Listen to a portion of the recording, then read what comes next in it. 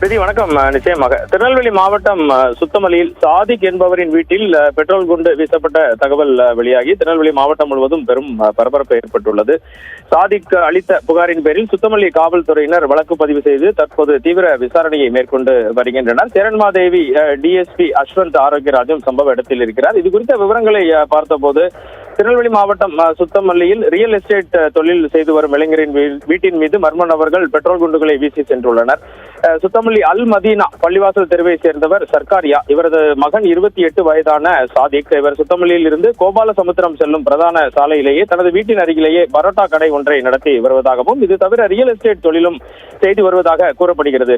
வழக்கம் போல இன்று காலை சாதிக் வீட்டின் வெளியே வந்து பார்த்தபோது வீட்டின் வெளிப்புறம் உள்ள மாடிக்கு செல்லும் படிக்கட்டு சுவரில் 2 இடங்களில் கருமையான கரைகள் படிந்திருந்தன.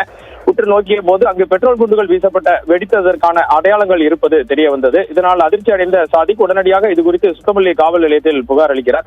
தகவல் அறிந்து சம்பவ இடத்திற்கு விரைந்து வந்த சுத்தமல்லி இன்ஸ்பெக்டர் சுந்தரமூர்த்தி தலைமையிலான போலீசார் விரிவான விசாரணை மேற்கொண்டனர். மேலும் சேரன் மகாதேவி துணை போலீஸ் கண்காணிப்பாளர் அஸ்வந்த் ஆரோக்கியராஜும் சம்பவ இடத்தை நேரில் பார்வையிட்டு தடயங்களை ஆய்வு செய்தார். போலீசாரின் முதற்கட்ட விசாரணையில் பைக்கில் வராமல் மர்ம நபர்கள் சிலர் நடந்து வந்து வீட்டின் மீது பெட்ரோல் குண்டுகளை வீசிவிட்டு சென்றிருக்கலாம் என தெரிய வந்துள்ளது. தொழில் போட்டி அல்லது வேறு ஏதும் முன்விதோரணம் காரணமாக இந்த சம்பவம் நடைபெற்றதா என்ற கோணத்தில் சிசிடிவி பதிவுகளையும் ஆராய்ந்து போலீசார் தற்போது தீவிர விசாரணை மேற்கொண்டு வருகின்றனர். இந்த சம்பவம் திருநெல்வேலி பகுதியில் மிகுந்த பரபரப்பினை ஏற்படுத்தி இருக்கிறது.